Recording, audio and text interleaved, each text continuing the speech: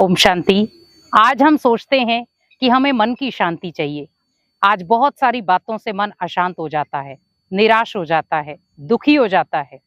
हम बहुत सारा प्रयास करते हैं कि मैं अपने मन को शांत बना सकूं, लेकिन फिर भी कुछ ऐसी बातें हैं जो मन के अंदर कई बार स्टोर करके रख लेते हैं, और वो बातें जब बार बार हम याद करते हैं, उन बातों से हम फिर से मन को दुखी कर लेते हैं। मन अशांत हो जाता है। बहुत कोशिश करते हैं मन को शांत करने की, लेकिन जब छोटी छोटी बातें याद आती हैं, वो झट से खुशी को गायब करके मन को अशांत कर देती हैं। हर व्यक्ति चाहता है मैं मन की शांति ले पाऊं।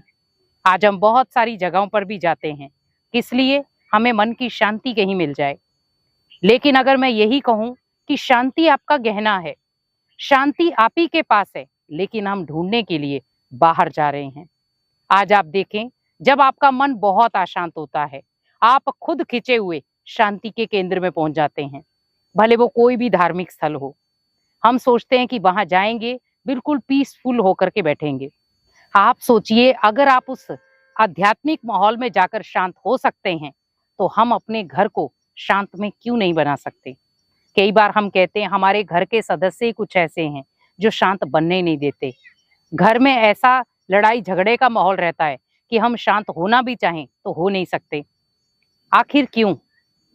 क्योंकि घर में जब टकराव होता है, तो उस टकराव से जो संस्कारों का टकराव हुआ, उससे अशांति पैदा हुई। जैसे अगर आप एक पत्थर को दूसरे पत्थर के साथ मारेंगे, तो आपको बीच में चिंगारियां नजर आएंगी। वैसे ही हम क्या सोचते हैं, अगर सामने वाला मेरे ऊपर गुस्सा कर रहा है, तो मुझे भी उसके ऊपर गुस्सा करना है।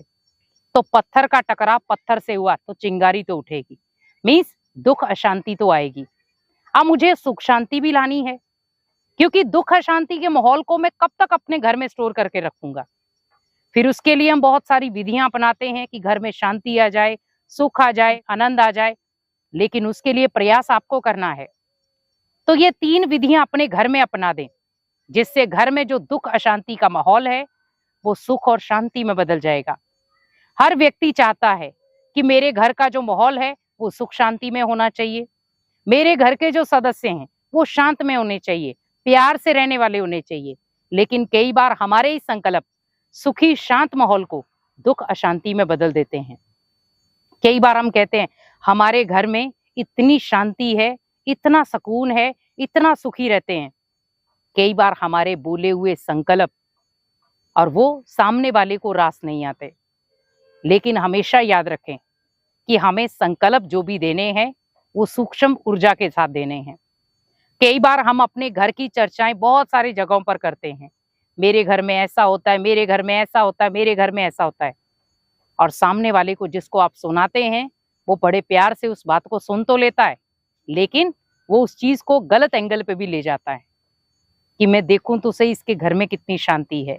हमें हमेशा याद रखना है कि जिस प्रकार आप मेहनत करते हैं अपने परिवारों में सुख शांति लाने की, वैसे ही आप सोचे मुझे अब मेहनत करनी है घर से दुख अशांति मिटाने की भी, क्योंकि दुख अशांति लाने के कारण भी हम हैं और सुख शांति लाने के भी कारण हम बनते हैं। लेकिन उसके लिए सबसे पहली आपको विधि अपनानी है कि आपके घर में कोई भी व्यक्ति आए, आप उसे दुआओं से भरकर भेजें, वो खाली हाथ ना जाए।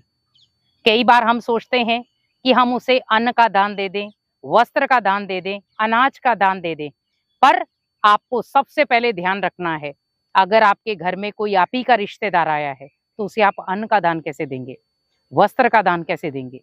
वहां पर आपको ध्यान रखना है कि दान तो तब भी मुझे देना है, पर दुआओं का दान देना है। क्योंकि जब आप घर में कोई भी आपका सदस्य आया है, हम कई बार कहते हैं कि हमारे घर में मेहमान आए हैं, पर अगर मैं ये कहूं कि आपको उन मेहमानों को खाली हाथ नहीं भेजना है, अगर देनी है दुआएं दो, ताकि उस दुआओं से वो खुद के जीवन को भी सक्षम बना सके, खुद के घर को भी सुखी बना सके, और आप अपने घर से उस वाइब्रेशन के आधार पर अपने घर को भी सुखी बना सके। क्योंकि आप किसी को कुछ चीज देते हो, रिटर्न में वही चीज आपके पास आती है। अब आपने उनको दी हैं दुआएं, बदले में आपके पास क्या आएंगी? दुआएं ही आएंगी। अब सोचो, आपने दूसरा उनको दी आपने खुशियां। कई बार क्या होता है, हमारे घर में सदस्य आते हैं, हमारा मूड ऑफ हो जाता है कई बार हम 1 दिन, 2 दिन, 3 दिन बहुत अच्छे से डील करते हैं। चौथे दिन थोड़ा-सा मनमुटाव होना शुरू हो जाता है। हम उसे खुशी नहीं दे पाए और वो व्यक्ति जब जाने लगता है तो क्या कहता है, मैं लौट कर नहीं आऊँगा। मुझे आपके घर में अच्छा नहीं लगा या उनका व्यवहार अच्छा नहीं लगा। आप सोचिए उस व्यक्ति ने जाने से पहले आपके घर में एक नकारात्मक ऊर्जा छोड़ी है। हमेशा याद रखें, आपके घर में कोई भी व्यक्ति आता है, कैसा भी आता है, आपके घर में वो अगर दुःख, अशांति भी लेकर आया है, लेकिन आपका ध्यान होना चाहिए कि मुझे उसे बदले में सुख शांति दे करके भेजना है। उसकी दुःख, अशांति उसी घर से खत्म हो जाए। तो आपने क्या किया? उस आत्मा की दुःख, अशांति को भी खत्म किया और उसके जीवन में भी सुख शांति लाई।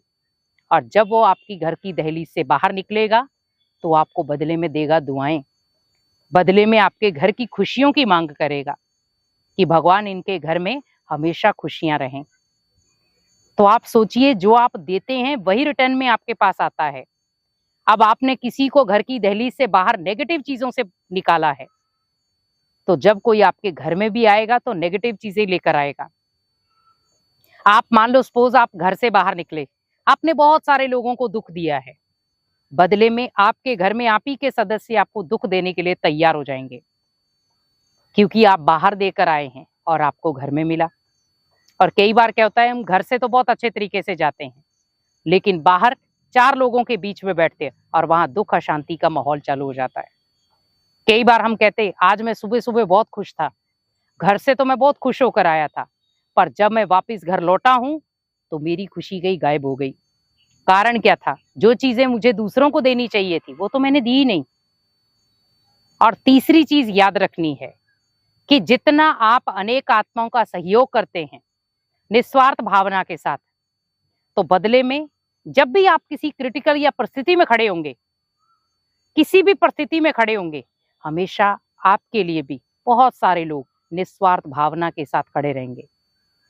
क्योंकि एक हाथ जब दूसरे हाथ से मिल जाता है तो उसे कहा जाता है सहयोग। लेकिन हम ओनली एक हाथ से ही काम कर रहे हैं, दूसरे हाथ को हम हाथ में दे ही नहीं रहे, तो सहयोग कैसे होगा? आज मान लो कोई भी आप वर्क करते हैं, उसको आप एक हाथ से कर रहे हैं तो आपको बर्डन ज्यादा लगेगी, मेहनत ज्यादा लगेगी। वही जब दोनों हाथ बराबर हो जाते हैं तो मेहनत कम हो जाती, मीन्स मेहनत बट गई। ऐसे ही सोचे कि मुझे भी मेहनत को बांटना है। अगर मैं अनेक आत्माओं को दुआएं देता हूं, अनेक आत्माओं को खुशियां देता हूं, अनेक आत्माओं को निस्वार्थ भावना का सहयोग देता हूं, बदले में वही चीजें मेरे पास आएंगी और जिससे हम अपने परिवार में सुख शांति भी ला सकते हैं, खुशियां भी ला सकते हैं। और जो घर में बार बार एक तनाव का माहौल क्रिएट हो जाता है, उसे आप इजीली खत्म कर सकते हैं। तो कोशिश यही करें, आप जितना दूसरे को बांटते जाएंगे उतना आपके घर में वो चीज भरपूर होती जाएगी। चीज वही दें जो आपके पास घर पे लौट के आए, आपको खुशी और शक्ति दोनों ही दे। ओम शांति।